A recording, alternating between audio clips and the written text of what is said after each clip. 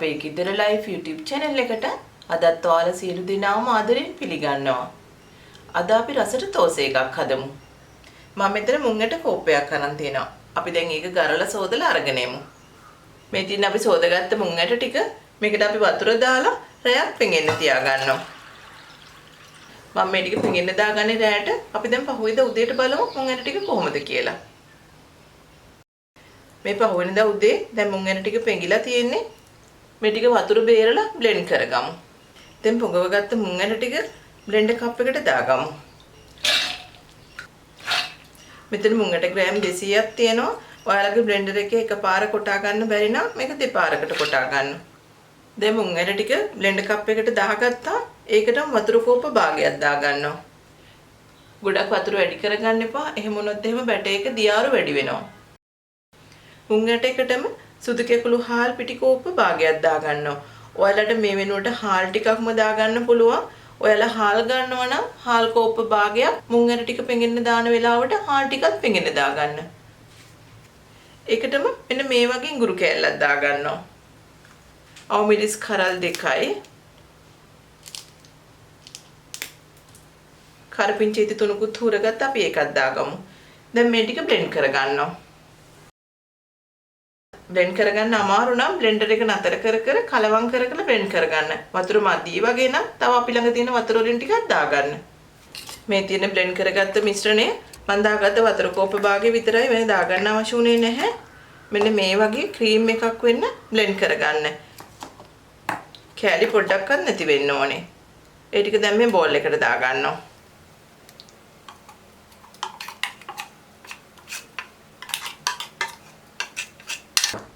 මේ තියෙන අපේ බැටර් එක මේක ටිකක් කුකු වැඩි වගේ තව වතුර මේස දෙකක් තුනක් විතර වගේ දාගන්න පුළුවන්.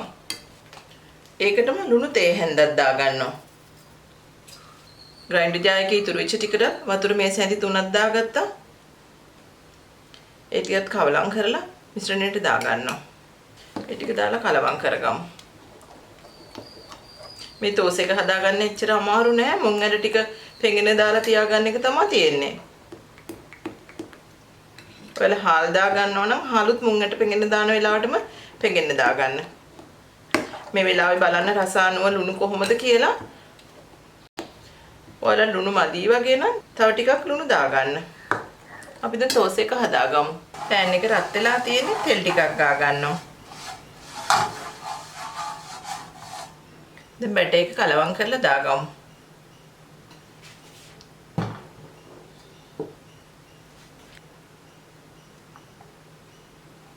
දැන් මේ විදිහට තෝස් එක හදා ගන්නවා.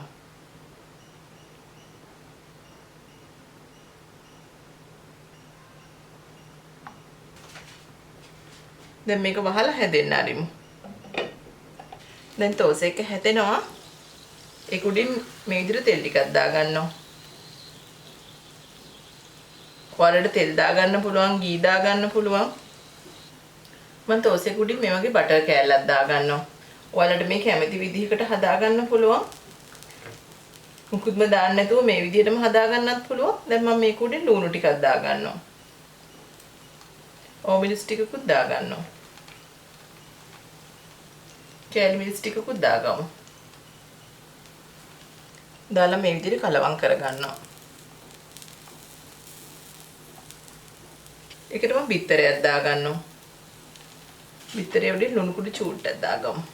දාලා බිත්තරේ මේ විදිහට ලුණුයි මේ ඔක්කොම ටික කලවම් කරගන්නවා.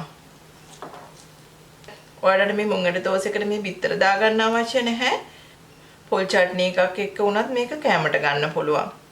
අපි මේ විදිහට මෙම හැමතැනටම යන විදිහට හදාගමු. දැන් වහල ටිකක් හැදෙන්න ආරිමු. දැන් අපේ මුංගට තෝස් එක හරි. දැන් හොඳටම පිච්චිලා තියෙන්නේ. අපි දැන් මේක ලිපෙන් බාගමු. අපි දැන් මේ විදිහට තව එකක් හදාගමු. පෑන් එක රත් වෙලා වැඩි නම් වතුර ටිකක් දාලා පෑන් එකේ රස්නේ අඩු කරගන්න.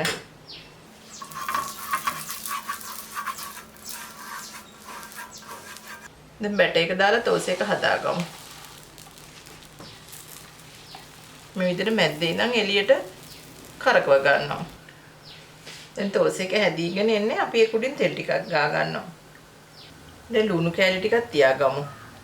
ඔයාලට මේකට බටර් දාගන්න පුළුවන්. තෙල් දාගත්ත නිසා තෙල් අඩුවෙන් පාවිච්චි කරනවා නම් ආයෙසරයක් බටර් දාගන්න ඕනේ. මේ විදිහටම දාගන්න පුළුවන්. ඒක උඩින් කෑලි මිරිස් ටිකක් දාගන්නවා. බිත්තරයක් දාගමු. ලුණු කුඩු චූට්ටයි. දැන් මේ ටික දාලා කලවම් කරගන්නවා.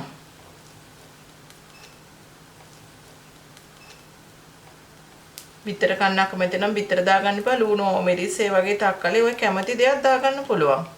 නැත්තම් මුකුත්ම නැතුව මේ තෝසෙක පොල් චට්නි එකක් හදාගෙන එහෙම කන්නත් පුළුවන්. දැන් බිත්තර එකත් හොඳට හැදිලා තියෙන්නේ. දැන් තෝසෙක නවාගමු. තෝසෙකේ මිශ්‍රණය හදාගත්තාම පුච්ච ගන්න එච්චර අමාරු නෑ. මේ විදිහට අපි ඔක්කොම තෝසෙ ටික හදාගමු. මේ තියෙන්නේ අපි මුං ඇට වලින් හදාගත්ත තෝසෙ. ඔයාලට මේ විදිහට බිත්තර ලුණු එහෙම දාලා හදාගන්නත් පුළුවන්. මේ විදිහට නැත්නම් මේ විදිහට නිකන් හදාගන්නත් පුළුවන්. නිකන් හදාගෙන පොල් චට්නි එකක් හදාගත්තාම රසට කන්න පුළුවන්.